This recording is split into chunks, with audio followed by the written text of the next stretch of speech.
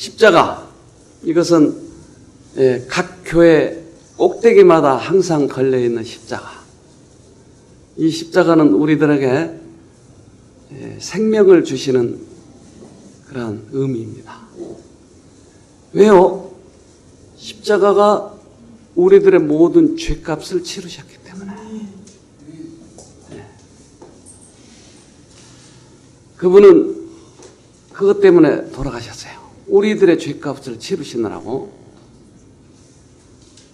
그런데 십자가를 쳐다보면 우리들의 생애가, 우리들의 품성이 변화되기 때문에 사단은 그것을 쳐다보지 못하도록 하는 것입니다.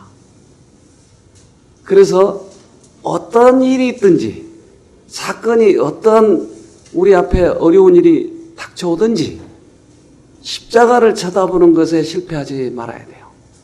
근데 그 문제를 쳐다보면 그 문제는 사단이 만들어놨기 때문에 문제에 빠지면 내가 걸려 넘어지는 거예요. 문제를 쳐다보지 말고 하나님을 쳐다봐야 돼요. 암에 걸렸으면 암을 쳐다보지 말아야 돼요. 하나님을 쳐다봐야 돼요. 거기에 우리들의 해결책이 있는 것입니다. 양하고 염소하고 달라요? 같아요? 뭐가 달라요?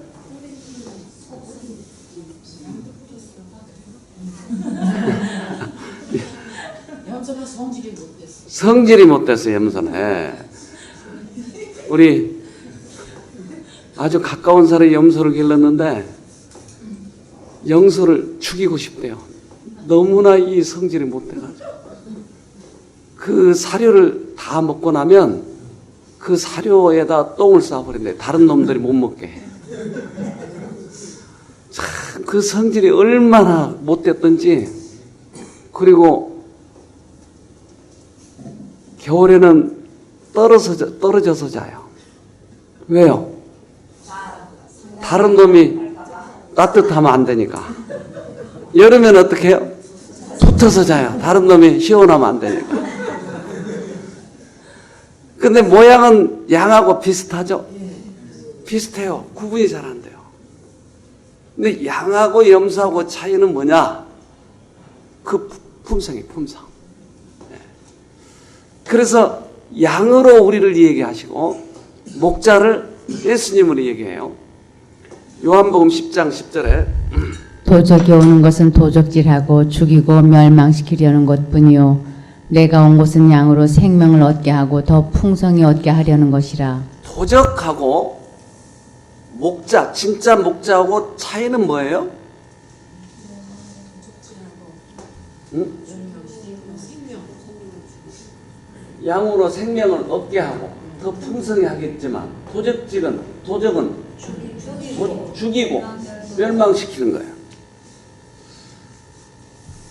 예수님 대신에 자기가 예수라고 그러고 돈을 뺏고 아무리 사람들이 어렵고 힘들어도 돌아보지 아니하고 하는 것은 목자예요? 도적이에요? 도적이에요. 이렇게 분명히 써놨는데도 얼마나 많은 사람들이 여기에 속는지 몰라요. 예수님하고 다르다고요. 모든 다른 신은 자꾸 뺏으려고 그래요. 뺏으려고. 우리 어렸을 때 얼마나 그거 많이 봤는지 몰라요. 저는 우리 아버지가 이 운수 사업을 하셔가지고 차를 몇 대 두고 이제 운전수를 써가지고 그때 이제 3판을 하고 했는데 맨날 사고 나는 거예요. 맨날. 그때는 보험이 없으니까 그 사고 당한 사람, 피해자가 맨날 집에 쫓아와서 얼마나 야단인지 몰라요. 그러면 어떻게 해야 돼요? 잘 모르세요? 구슬해야지. 네? 푸닥거려요. 그러니까 맨날 푸닥거려요, 집에서. 어느 날 우리 어머니를 멍석에다 말아가지고 칼로 막 내리치고 있더라고요. 왜요? 우리 어머니 때문에 이 사고 났다는 거예요. 그냥 돈 갖다 주고 빌고 왜 그거예요? 신이 때렸으니까. 신의 비유를 맞추려고. 도적의 목자예요. 도적이에요. 도적. 그러니까 이 도적을 보고 있으면 내가 도적의 품성을 갖는 거예요. 도적을 보고 있으면 도적이 우리들에게 병들을 주는 것이. 이제 우리 눈을 탁 돌이켜서 생명을 보면 여기서 벗어나는 거예요. 그러니까 신을 우리 어렸을 때부터 하도 그런 걸 많이 봐가지고 두려워. 왜? 언제 우리 생명을 뺏어버릴지 모르고, 언제 우리가 교통사고 날지 모르고, 사고만 나면 신이 그랬다고 생각하니까 신에 대해서 오해를 하는 거야. 그래서 우리의 눈이 봉사가 되어버렸어요. 봉사가. 신을 몰라보게 만들었어요. 네. 사단의 목표는 인간의 마음에다 그의 품성을 재현시키는 것이다. 사람이 창조되자마자 곧 사단은 인간에게서 하나님의 형상을 말살시키기로 결심하였다. 그는 하나님과 사람 사이에다 그의 보좌를 세워놓고 하나님에게만 돌려야 할 경배를 그가 가로챈다. 네. 사단은 우리 인간 속에다가 사단의 품성을 넣어줘야 자기가 이 세상을 지배하는 거예요. 그러니까 하나님의 품성을 오해시켜가지고 빼내버리고 자기 거를 집어넣어요. 자기의 품성을. 그러니까 사람에게마다 전부 다 뭐가 찍혀 있어요? 사단의 품성이 찍혀 있어요. 근데 이것이 다들 그렇게 살아가니까 이게 도대체 이상하지 않아요. 정상인 것처럼 내가 생각하는 거예요. 이것을 어두움이라고 해요. 이것을. 근데 결국은 우리는 사단의 품성이 찍혀 있기 때문에 영생을 얻지 못하는 거예요. 결국은.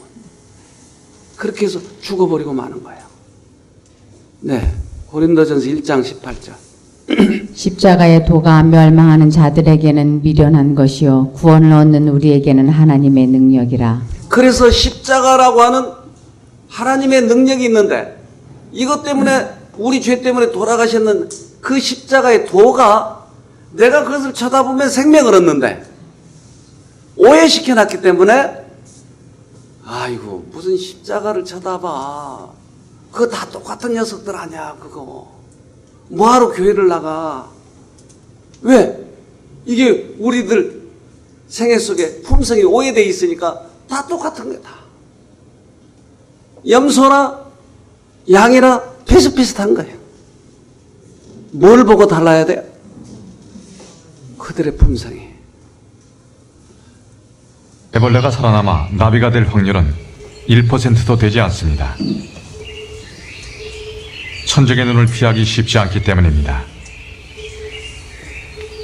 맨노랑나비 애벌레가 몸을 고정하고 번데기가 되려고 합니다.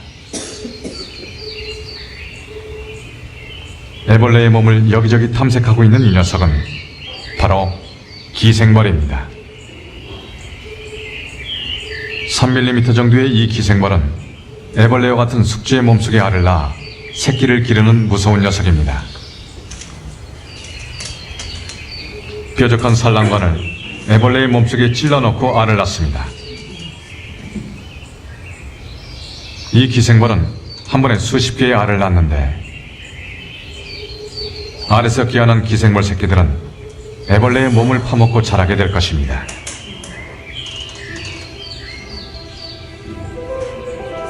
기생벌이 알을 낳고 있는 순간에도 애벌레는 나비가 될 마지막 준비를 합니다.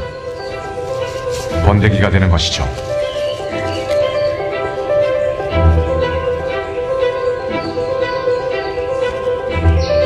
지금은 기관들이 정상적으로 작동하지만 얼마 지나지 않아 곧 멈추게 될 것입니다.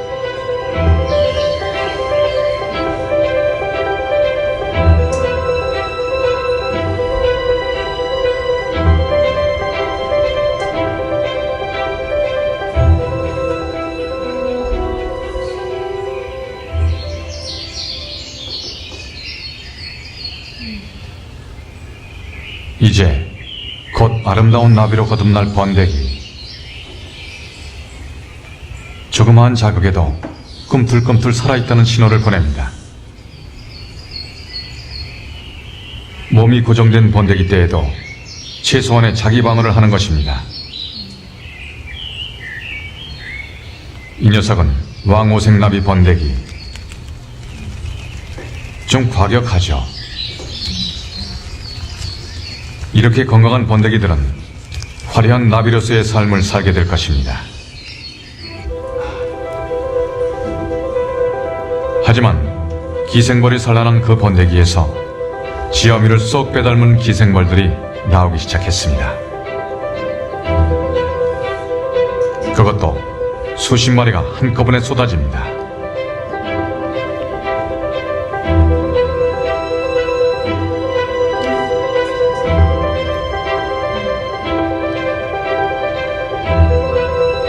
기생벌들은 나오자마자 더듬이와 날개에 묻은 이물질을 털어내며 몸단장을 합니다. 그리고 나면 바로 짝짓기를 하죠. 이제 어른이 된 기생벌. 새로운 숙주를 찾아 떠날 것입니다. 그곳에는 나비가 되지 못한 번데기의 빈 껍데기만 남게 될 것입니다.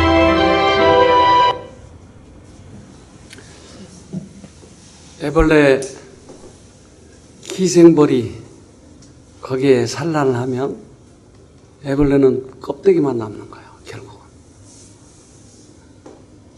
우리들 속에 사단이 알을 하면 우리는 나비가 되지 못할 거예요. 지금 어떤 것을 받아들이냐?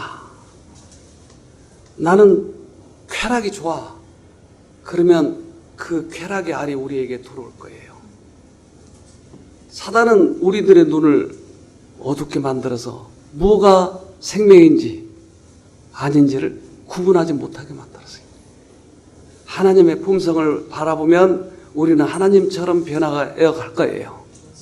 그러나 사단을 계속 바라보면서 그렇게 살아가면 우리는 껍데기만 남을 거예요. 부활을 할 수가 없는 것이. 나비가 되지 못하는 것이에요. 그렇기 때문에 지금 이것을 분별해서 어느 것을 받아들이냐 이걸 결정해야 돼요. 이사야 42장 2절. 그는 외치거나 소리를 높이지 않을 것이며 거리에서 떠들어대지도 않을 것이다. 그는 상한 갈대를 꺾지 않고 꺼져가는 등불을 끄지 않으며 의로운 심판을 성실하게 베풀 것이다. 예수님이 오시기 전 수백 년 전에 예수님이 오시면 이렇게 사실 것이다. 그는 나 잘났네? 폼되지 않을 것이다. 그분은 외치지도 않고 거리에서 소리를 높여서 기도하지도 않으시고 그리고 상해버린 갈대를 완전히 꺾어버린 것이 아니고 암이 걸린 사람을 죽여버린 것이 아니고 갈대를 세워주실 것이다. 이제 몇 개월이 안 남았다고 의사들은 생명의 등불이 꺼질 거라고 이야기하지만 예수님은 등불을 심지를 더 붙여다 줘서 생명을 길게 만들어 줄 것이다. 예수님이 오시기 전에 이미 말을 했어요. 이미 이런 분이 오시면 예수님이다. 그런데 사단은 예수님과 우리들 사이에 자기를 딱 세워놓고 이런 사람이 예수라고 하는 것이에요. 그러니까 이 안에 예수가 얼마나 많은지 몰라요. 제가 전도회를 갔는데 어떤 사람이 도포 이 고구려 시대 같은 옷을 입고 또 오더니 당신이 강사요? 네. 나는 이런 사람이요 하고는 명함을 주는데 거기에 보니까 예수 김아무개 이렇게 써놨어요. 예수. 아, 이분이 예수인가? 아니 그러면 성함이 예수 김예수입니까? 예. 그 다음부터 이제 말을 놓는 거예요 나한테. 앞으로 좀 배우게나. 네. 뭘 배울까요? 그러니까 이 세상에 예수가 얼마나 많은지 몰라요. 저도 한번 하려고 하는데 여러분 어떠셨어요? 믿어줄래요? 여기 벌써 제자 생겼어요. 뭘 보고 알아요? 그가 예수인지 아닌지, 구세주인지 아닌지 뭘 보고 알아요? 자, 이거 보면 알잖아요. 구약에 써놨다고요. 만약에 구세주가 오시면 이럴 거다. 그분은 상한 갈대를 꺾지 않으시고 꺼져가는 등불을 끄지 않으실 거다. 예수님은 그래서 이 땅에 오셔서 수없이 많은 사람을 살리신 거죠. 그분이 구세주라고 하는 것이고. 자, 더 봅시다. 4절부터 5절까지. 그는 세계에 정의를 베풀 때까지 희망을 잃지 않으며 포기하지 않는다. 바다 건너 먼 나라 백성들도 그의 가르침을 믿고 의지한다.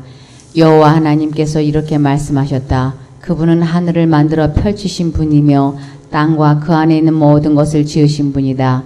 그분은 땅 위의 모든 사람에게 호흡과 생명을 주시는 분이다. 네. 우리들의 죄값으로 돌아가시고 그분이 이 세상에 있는 모든 사람들에게 예수님을 쳐다보게, 하나님을 쳐다보게 만들어서 그분들을 구원하시려고 한다. 그분은 우리 어머니보다도 더 사랑이 많으신 분. 바로 그분은 이 세상을 만드신 분, 나를 만드신 분이다. 그러니까 신 중에서도 그 신을, 나를 만드신 신을 찾아가야 되지 않을까요? 그분이 하나님이잖아요. 다윗이라는 사람이 있어요. 이 다윗은 골리앗을 넘어뜨린 대단한 사람이었어요. 그래서 이 사람은 이제 왕까지 돼요. 그래서 그가 왕이 되니까 사람이 말해요. 특별히 남자가 명예와 돈이 많아지면 뭘 생각하게 되죠? 네? 여자. 어떻게 이렇게 한 번만에 알아맞히세요? 그러니까 남자는 돈 많이 벌면 안 돼요. 그래서 다윗도 돈이 많고 명예도 있고 하니까 어느 날 지붕 위에 올라와 있는데 목욕을 하는 여인네가 옥상에서 목욕을 하고 있는 거야. 이름이 뭐죠? 밧세바. 얼마나 몸매가 이쁘든지, 허리가 20이고 머리카락이 얼마나 이쁘든지. 그래서 지난번에 슈퍼에 갔더니, 어느 슈퍼에 갔더니 밧세바 샴푸가 나왔더라고요. 밧세바. 어떻게 했을까요, 다윗이? 그 여자를 데리고 와라. 그래서 간음을 했어요. 근데 그때는 피임도 안 되기 때문에 간음을 하면 애가 생기는 거예요. 그러니까 네 남편 누구냐? 저 소대장 우리한테. 그래. 그래서 전방에서 전투하고 있는 소대장 우리아를 빨리 휴가를 보내라. 그래서 휴가를 온 우리에게 너 수고해서 네 마누라와 가서 자. 아니 왕이시여, 다른 형제들은 지금 전쟁하고 있는데 제가 지금 자게 생겼어요? 나 여기 조금만 여기 문턱에 있다가 내일 아침에 떠나겠습니다. 다윗의 이 계획이 무산돼 버린 거예요. 그런데 10달만 있으면 애가 나오니까 어떡해요? 급해. 야, 요압이라고 하는 장군에게 너 우리아를 맨 앞에 세워서 전쟁터에 보내가지고 그리고 놔두고 너희들은 다 철수해버려라. 이런 전술도 있어요. 그래서 우리아가 죽었어요. 너무나 좋아. 이제 둘이 얼마나 신혼을 보내겠어요. 근데 얘가 나서 얘가 얘 두 사이에 얼마나 이쁜지 똑 닮아가요. 그런데 선지자를 보냈어요. 나단이라고 하는 선지자. 나단이 와서 다윗에게 우리 옆집에 부자가 사는데 양이 100마리예요. 근데 손님이 찾아왔는데 그 손님에게 양을 잡아서 대접해야 되겠는데 양 100마리 중에서 한 마리를 빼면 짝이 안 맞잖아요. 99마리잖아요. 그러니까 옆집에 가난한 집에 있는 양을 한 마리밖에 없는데 그 집에 그 양을 뺏어다가 대접했답니다. 뭐라고 대답했겠어요? 다윗이 그런 죽일 놈 맞나? 그놈한테 4배나 벌을 내려버려라. 근데 그게 당신이요. 당신은 얼마나 첩이 많소? 그런데 당신에게 충성한 소대장 우리아의 아내를 뺏어버리다니. 그때 어떻게 하면 돼요? 너 그거 어떻게 알아서? 너 죽으면 되겠다. 죽여버리면 끝나는 거예요. 근데 다윗은 내가 잘못했다고 시인을 해요. 근데 그때 하나님 뭐라고 그러냐면 당신의 죄가 사하셨나니 이렇게 얘기해요. 당신의 죄가 사하셨다. 아니 사하셨다고요? 왜 사해요? 예수님이 그 죄 때문에 죽으셨다고 하는 것이에요. 당신의 죄가 사하셨나니. 이 우리아가 저렇게 해서 죽는 겁니다. 자, 이거 예를 들어서 얘기하고 있습니다. 네. 다윗이 나단에게 이르되 내가 여호와께 죄를 범하였노라 하며 나단이 다윗에게 대답하되 여호와께서도 당신의 죄를 사하셨나니 당신이 죽지 아니하려니와 이 일로 인하여 여호와의 원수로 크게 회방할 거리를 얻게 하였으니 당신의 낳은 아이가 정령 죽으리이다 하고. 이 아이가 왜 죽었어요? 밧세바하고 같이 만들어 놓은 이 아이예요. 근데 이 아이가 왜 죽었어요?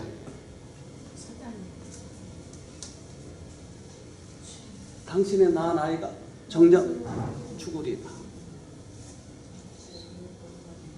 죄값이죠. 맞죠?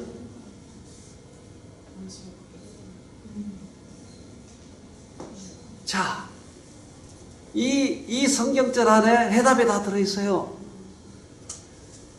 하나님은 당신의 죄가 사하셨다니 얘기하는 거지. 언제 사했다고요? 앞으로 오실 예수님, 그분이 죄값으로 돌아가실 것이라고 하는 것이에요. 그러니까 모든 이 세상에 지은 죄는, 인간은, 죄인은 다 이것으로 믿고 구원 얻는 것이. 구약에 있는 사람도요? 그럼요, 구약에서도 믿음으로 구원 얻는 것이. 사하셔요. 사하셨어요. 그런데 아이가 죽는 이유는 뭐라고 그랬어요? 이 일로 인해 여호와의 원수로 크게 회방할 거리를 얻게 하였으니. 자, 사단은 다윗을 꼬셔요. 야, 저렇게 이쁜 여자 너 놔둘 거야? 저 허리 좀 봐. 그러면 이 다윗이 결정을 해야 돼요. 그래, 에라 사단하고 한번 짝짝꿍 하자. 그러니까 사단의 먹이에 다윗이 걸린 거예요. 그러면 다윗은 누구 거죠? 사단 거예요. 기생벌이 알을 낳는 거야. 알을. 그럼 이 사람 어떻게 돼요? 나중에 껍데기만 남는 거예요. 이렇게 놔두면 다윗이 구원을 못 얻겠어요. 하나님은 나단을 보내서 가서 얘기하라. 그렇게 얘기했을 때 다윗이 그것을 거절했으면 그는 껍데기만 남는 거예요. 다윗은 돌이키는 거예요. 근데 그 죄값은 어떻게 해요? 죄값은 예수님이 치르셨잖아요. 그러면 우리는 구원을 얻나요? 얻어요. 구원을 얻는 조건은 하나밖에 없어요. 뭐예요? 믿음으로 예수를. 하나님은 사단한테 죄 봐라. 제가 믿었잖아. 아유, 하나님, 저 녀석이 진짜 믿는지 안 믿는지 한번 시험해 봐야 되지 않겠어요? 어떻게 시험할래? 그 죄시로 난 아이를 죽여봅시다. 하나님은 이 다윗의 구원을 위해서 그것을 허락하셔요. 드디어 다윗 아들이 죽게 돼요. 그것이 회방할 거리예요, 그게. 자, 무엇을 보기를 원해요? 지금 사단은?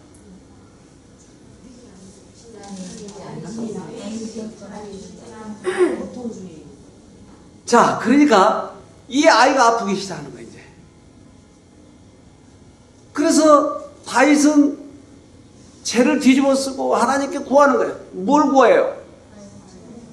하나님, 이 아이를 살려주십시오. 근데 아이가 죽게 돼요.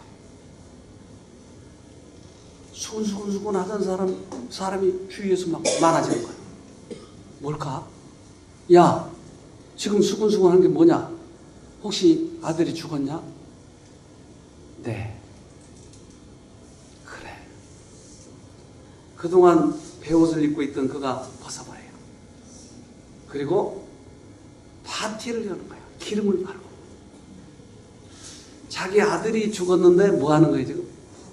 파티를 하는 거예요. 멋지죠?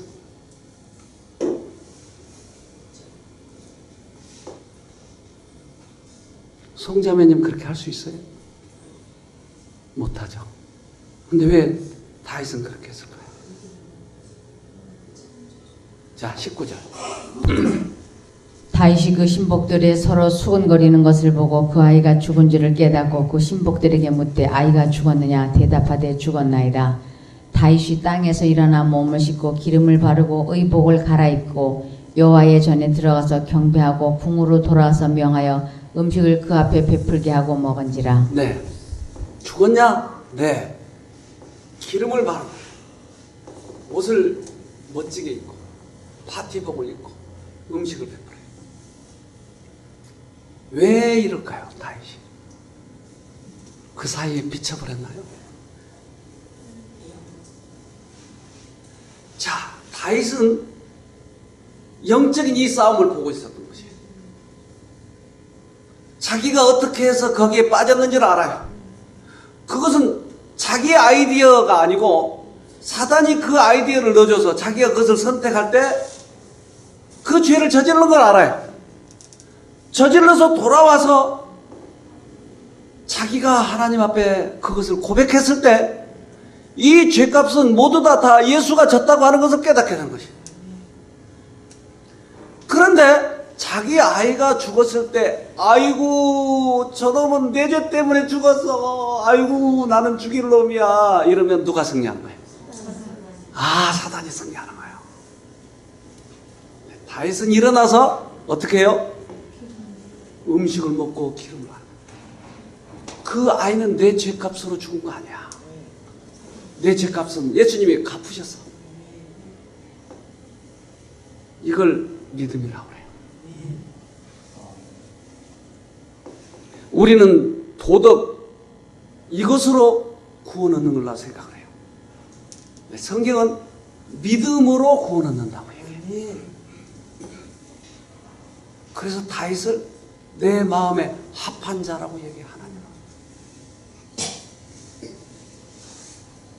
여러분, 어떠한 일이 있든지 우리는 예수님이 우리 죄값 때문에 돌아가셨다고 하는 것이, 어떠한 일이 있든지 이것으로 구원 얻는 거예요, 우리가. 이사야 53장 5절. 그가 찔림은 우리의 허물을 인함이요 그가 상함은 우리의 죄악을 인함이라. 그가 징계를 받음으로 우리가 평화를 누리고 그가 채찍에 맞음으로 우리가 나음을 입었도다. 네. 그가 찔린 이유는 우리가 잘못한 허물을 때문에.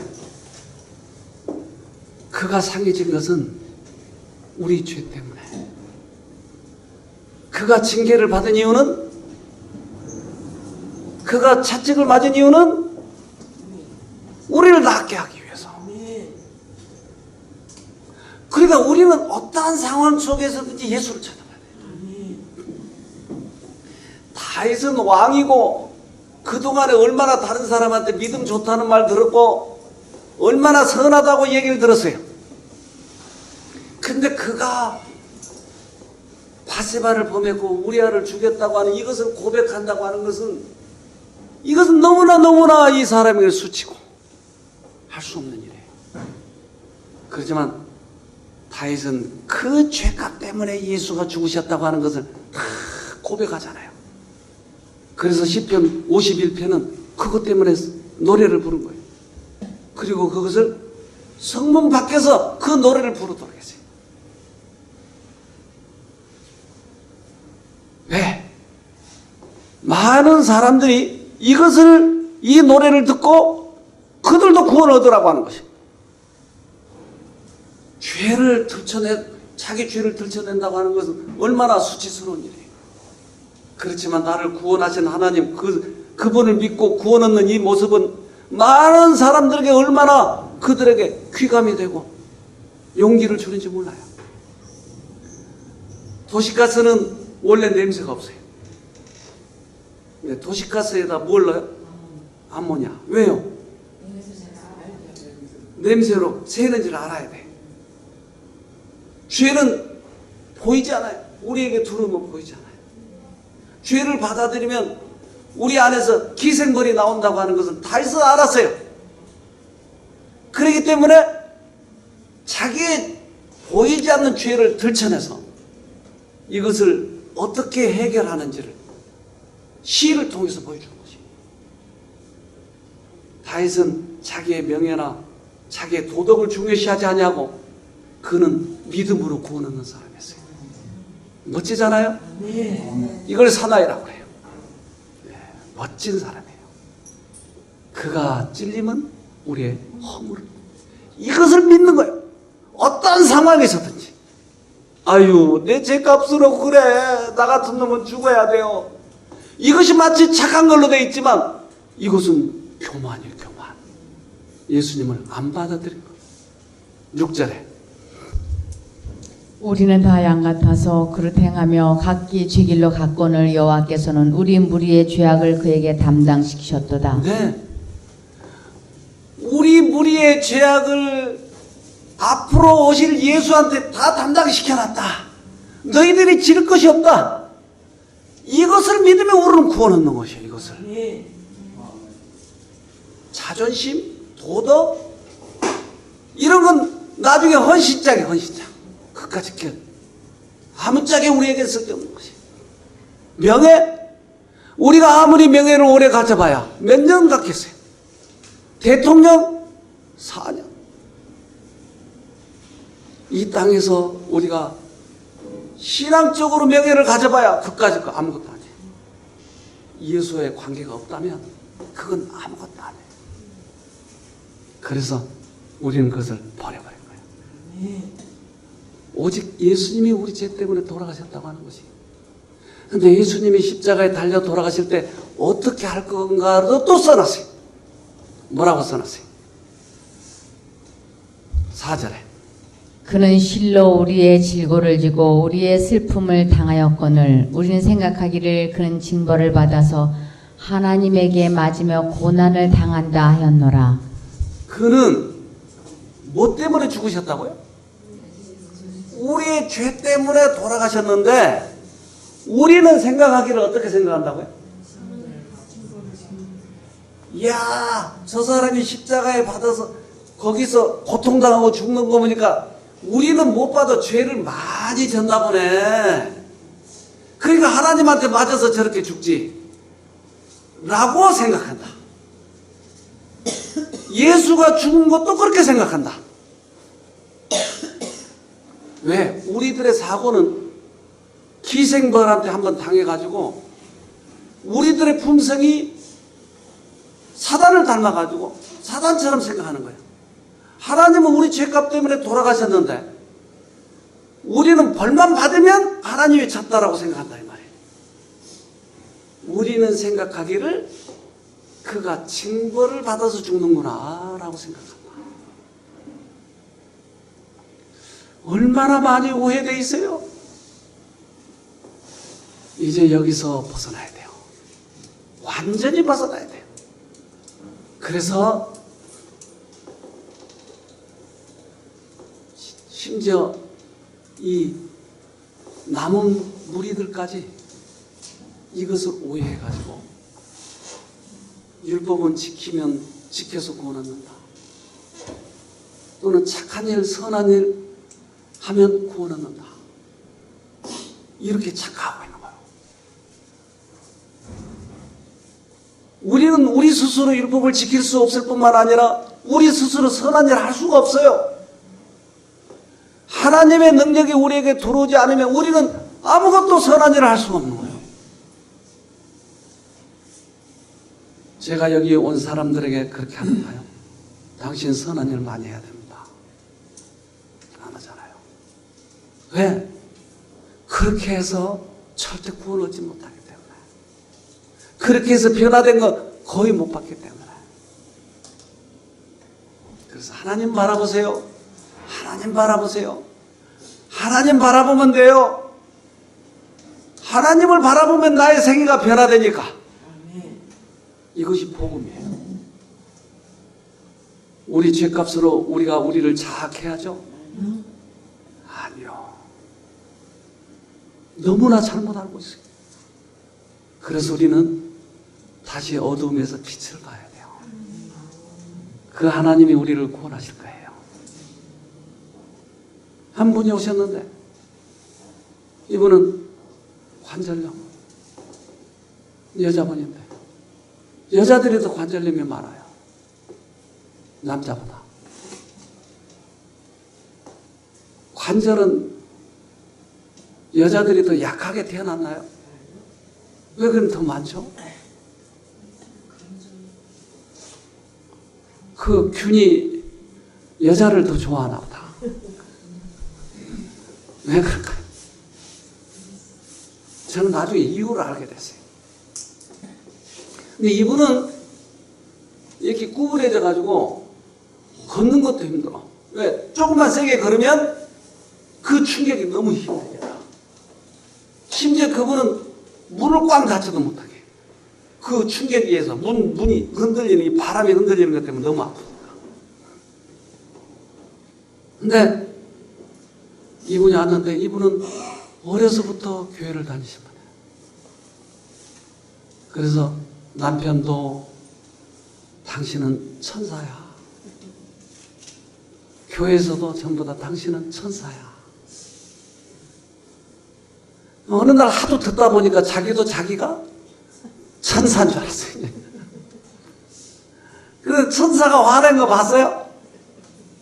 그러니까 어떻게 해야 돼? 천사는 그렇지, 속으로 속여야지. 그러니까 부글부글해도 나는 천사니까. 성질나도 참고. 근데 여기에 와서 처음에 잘 몰랐는데 자기 남편도 와서 이 사람은 천사예요. 그러니까 나도 천사인가 보다. 근데 왜 하얀 옷을 안 입었을까? 이제 와서 행동을 하는 거 보니까 거기에 빠진 거예요. 너무나 이 얘기를 하기가 힘든 거예요. 어떻게 하나님 깨우쳐 주시겠지. 어느 날 이러한 설교를 하기 시작을 했어요. 이분이 엉엉 우는 거예요. 내가 이제까지 천사가 아니고 이제 살았다. 자기 속으로 자기가 찾는 거예요. 그리고 다른 사람들에게 그러한 천사의 말을 듣기 위해서는 얼마나 노래가 있는지 몰라요. 율법주의자예요. 외식하는 자였어요. 그것은 하나님으로부터 온 거 아니에요. 그건 사단으로부터 온 거예요. 교회에서 꽤 많은 사람들이 착하다고 말 들은 사람들이 상당히 많이 이거 흉내내고 있는 거예요, 사실은. 이분이 깨달았어요. 얼마나 운죠. 며칠 후에 우리가 율동을 가르치는데 율동을 하는 거예요, 손뼉을 치면서. 어떻게 손뼉을 쳐요? 이게 낫는다는 얘기예요. 그래서 그걸 자기가 간증했어요. 나는 천사가 아니었다고. 우리는 믿음으로 구원해요. 폼지지 말고 믿음을 경험하세요. 내 죄악을 치르기 위해서 나를 자학하지 마세요. 그것은 사단 것이에요. 오늘도 둘 중에 하나를 선택하세요. 꼭 믿음으로 승리하길 바랍니다. 기도합시다. 하늘에 계신 아버지, 우리가 그동안 예수님을 너무 오해하고 말았습니다. 우리 안에 선한 것이 좀 있는 것처럼 착각하고 말았습니다. 그러나 주님을 바라볼 때에만 우리가 선하게 된 걸 알았습니다. 주님만이 우리들의 죄값을 치르고 돌아가셨다고 하는 것을 이제 시인합니다. 사랑의 아버지, 수천 년 동안 역사를 이끌어 오신 주님께서 우리를 구원하시기 위해서 각 개인마다 마음에 말씀하시고 주님을 바라보기를 얼마나 애타게 기다리셨습니까? 이제 우리 모든 이 세상의 쾌락과 명예와 도덕을 버리고 이제 주님을 바라보겠사오니 우리를 구원하시고 우리를 다시 한번 새 사람 만들어 주셔서 나머지 생애는 우리 주님과 함께 하늘을 준비하면서 그렇게 살아갈 수 있도록 도와주시옵소서. 오늘도 우리에게 한 날이 주어졌습니다. 믿음으로 승리하는 우리가 되도록 우리 모두에게 은혜를 베풀어 주시옵기를 예수님 이름으로 기도합니다. 아멘.